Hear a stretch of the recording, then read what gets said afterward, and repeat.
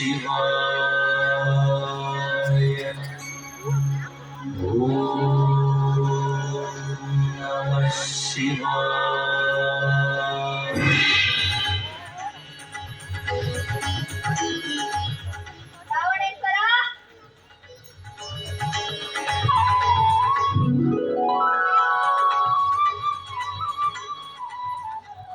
ಭಕ್ತಶ್ರೇಷ್ಠ, ಇದೇನು ಸುಮ್ಮನೆ ನಿಂತು ಬಿಟ್ಟೆ?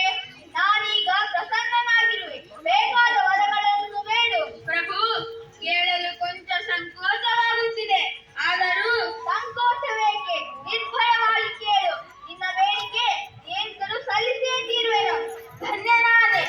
ಭಗವಂತನು ಭಕ್ತ ಪರಾಧೀನನೆಂಬ ಮಾತು ನಿಜವಾಯಿತು. ಪರಮೇಶ್ವರ, ನಾನು ಬೇಡುವುದೇನೆಂದರೆ, ಹೇಳು, ಯಾವ ವರ ಬೇಕು? ವರವಲ್ಲ ದೇವ, ವಧು ಬೇಕು. ಏನು? ಹಾಗೆಂದರೇನರ್ಥ? ಅರ್ಥೋ ಅನರ್ಥೋ ಏನಾದರಾಗಲಿ, ಇನ್ನ ಈ ಪಾರ್ವತಿಯನ್ನು ಸತಿಯಾಗಿ ಪಡೆಯಲು ನನಗೆ ಆಸೆಯಾಗಿದೆ.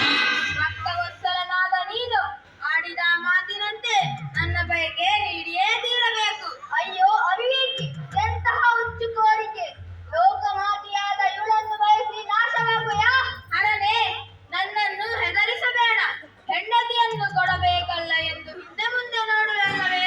ನೀನೆಂತಹ ಭಕ್ತವತ್ಸಲ, ನೀನಿತ್ತ ಬಯಕೆ ಬೆಲೆಯಲ್ಲಿ. ಮೂರ್ಖ! ಸಾಕು, ಇನ್ನು ಹೆಚ್ಚು ಹೇಳಬೇಡ. ಇದೋ ಜಗಜ್ಜನನಿಯಾದ ಈ ಗಿರಿಜೆಯನ್ನು ನಿನಗೊಪ್ಪಿಸಿರುವೆನು. ಎಳೆದುಕೊಂಡು ಹೋಗು. ದೇವಿ ಪಾರ್ವತಿ, ನಾನು ಈ ಮೂರ್ತಿಗೆ ನೀಡಿದ ವರವು ಫಲಿಸುವುದಕ್ಕಾಗಿ ಈತನೊಡನೆ ಹೋಗೆಂದು ಆಜ್ಞಾಪಿಸುತ್ತೇನೆ. ಅನುಸರಿಸುವೆಷ್ಟೇ ತಮ್ಮ ಆಜ್ಞೆಗೆ ತಲೆಬಾಗುವೆನು. ಪಾರ್ವತಿ ದೇವಿ, ನನ್ನ ಈ ಜೀವನವಿಂದು ಪಾವನವಾಯಿತು. ಬಾ, ನಿನ್ನನ್ನು ನನ್ನೀ ತೋಳುಗಳಿಂದ ಎತ್ತಿಕೊಂಡು ಲಂಕಾಪುರಕ್ಕೆ ಕರೆದೊಯ್ಯುವೆನು. ಬಾ, ಹೀಗೆ ಬಾ. ಹಾ, ತಡೆ ತಡೆ ರಾವಣ, ನಾನು ನಡೆದುಕೊಂಡೇ ನಿನ್ನನ್ನು ಹಿಂಬಾಲಿಸುವೆನು. ಆದರೆ ಒಂದು ಮಾತು, ಲಂಕೆಯನ್ನು ಸೇರುವವರೆಗೂ ನೀನು ಹಿಂತಿರುಗಿ ನನ್ನ ಕಡೆ ನೋಡಬಹುದು. ಒಪ್ಪುವೆ ಅಲ್ಲ?